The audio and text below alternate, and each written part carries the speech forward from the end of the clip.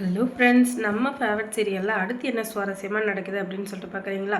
இந்த ராஜேஸ்வரி இருக்கா இல்லையா, அவள் வந்துக்கிட்டு எல்லாருடைய கண்ணிலையும் மண்ணை தூர மாதிரி இப்போ ஹாஸ்பிட்டலுக்கு வந்து சேர்றா. அதுக்கு காரணம் வெண்பாவை கடத்தி வச்சிருக்கிறதுக்கு முதல் முழு காரணமே அந்த ராஜேஸ்வரி தான். அதனால் அவள் இருந்துக்கிட்டு குடுகுடுன்னு ஓடி வரா. ஏன்னா அந்த வெண்பா வந்து மல்லியோட கண்ணில் படவே கூடாது அப்படின்னு சொல்லிட்டு அங்கே இருக்கிற ரவுடிகளுக்கு பணத்தை கொடுத்து நல்லா அவங்கள வந்து பிரெயின் வாஷ் பண்ணி வச்சுருந்தா. அதுவும் இல்லாமல் மல்லி அவங்க கிட்டே நெருங்க விடாமல் பண்ணிட்டு இருந்தா. அதுக்கு அடுத்ததான் இன்னொன்று பண்ணுறான்னா, அந்த மல்லி சாதாரண ஆள் இல்லை, அவளை நம்பவே முடியாது. அதனால் அவள் என்ன பண்ணுறா ஏது பண்ணுறான்னு சொல்லிட்டு எந்த நேரமும் நீங்கள் கண்காணிச்சுக்கிட்டே இருக்கணும். அதை விட அவள் வந்து என்ன பண்ணியாச்சும் அந்த வெண்பாவை சந்திக்கணும் அப்படின்னு சொல்லிட்டு பிளான் பண்ணுவா. ஆனால் அது எதையும் நடக்க விடக்கூடாது. நீங்கள் மட்டும் கொஞ்சம் அஜாக்கிரதையாக இருந்து அவளை கோட்டை விட்டீங்க, அதுக்கப்புறம் நான் மனுஷியாகவே இருக்க மாட்டேன் அப்படின்னு சொல்லுவாங்க. மிரட்டி வைக்க உடனே அவங்க வந்துக்கிட்டு, மேடம் இதெல்லாம் நீங்கள் சொல்லணுமா மேடம்? நீங்கள் சொல்கிற அளவுக்கெல்லாம் எதுவும் இல்லை, நீங்கள் வேணால் பாருங்கள் நான் என்ன பண்ணுறேன்னு சொல்லிட்டு அதுக்கப்புறம் அந்த மல்லி துண்டை காணும் துணியை கடன் இந்த இடத்த விட்டு குடு குடு குடுன்னு ஓட போகிறா அப்படின்னு சொல்லிட்டு பயங்கரமாக பேசிகிட்டு இருக்காங்க. டைலாக் மேலே டைலாக்கா. அதுக்கப்புறமா இந்த மல்லி இருந்துக்கிட்டு எப்படியாச்சும் நம்ம வெண்பாவை பார்த்தே ஆகணும் அப்படின்னு சொல்லிட்டு அவங்க இந்த பக்கம் அந்த பக்கம் தேடிட்டு இருக்க. அப்போ தான் ஒரு ரூமில் இந்த ராஜேஸ்வரி யார் கூடயோ பேசிகிட்டு இருக்கிறது தெரியுது. யார் என்ன அப்படின்னு சொல்லிட்டு ஜன்னல் வழியே எட்டி பார்க்குறாங்க. அங்கே இருக்கிறது வேற யாரும் இல்லை, அந்த ராஜேஸ்வரி தான். அப்படி ராட்சசி இங்கே என்னடி பண்ணுறா அப்படின்னு சொல்லிட்டு அவள் என்ன பண்ணுறா என்ன பேசுகிறான்றத அங்கே நின்றுட்டு கேட்டுட்ருக்காங்க. அப்போ தான் தெரிய வருது அந்த ராஜேஸ்வரி அந்த டாக்டர்கிட்ட பேசிகிட்ருக்கா.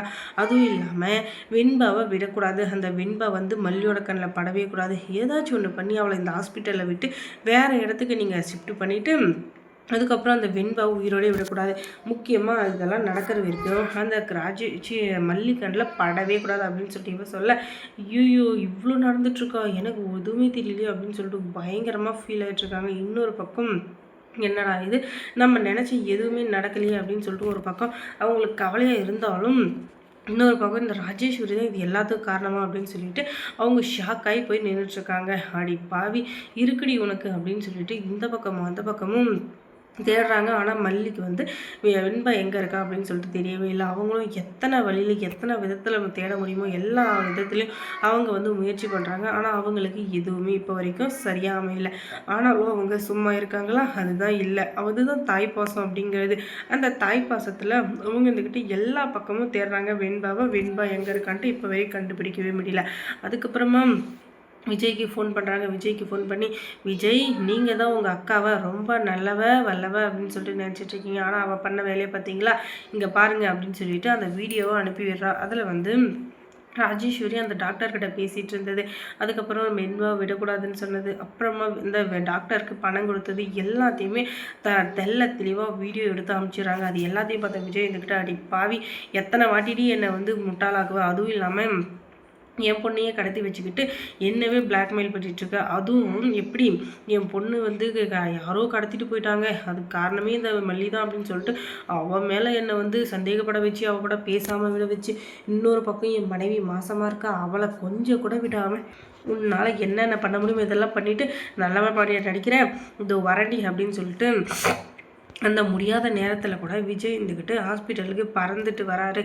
அதுக்கப்புறம் அங்கே வந்ததுக்கப்புறம் எல்லா உண்மையும் தெரிஞ்சுக்கிட்டு நம்ம விஜய் இருந்துக்கிட்டு, சரி இந்த ஹாஸ்பிட்டலில் தான் இப்போதைக்கு நம்ம குழந்தை இருக்கான்னு நினைக்கிறேன், ஒவ்வொரு இடமா ஒவ்வொரு இதுவாக தேடலாம், நம்ம குழந்தை இல்லாமல் நம்ம வீட்டுக்கு போகவே கூடாது அப்படின்னு சொல்லிட்டு இந்த விஜய் சொல்ல, எப்பயாச்சும் என்ன புரிஞ்சுக்கிட்டீங்களே அதுவே சந்தோஷம், வாங்க முதல்ல போய் தேடலாம், ஏன்னா இங்கே பேசுறதுக்கு எதுக்கும் நேரமே இல்லை அப்படின்னு சொல்லிட்டு மல்லி வந்து கூப்பிட, சரி சரி அப்படின்னு சொல்லிட்டு விஜயும் அந்த இடத்த விட்டு கிளம்புறாரு.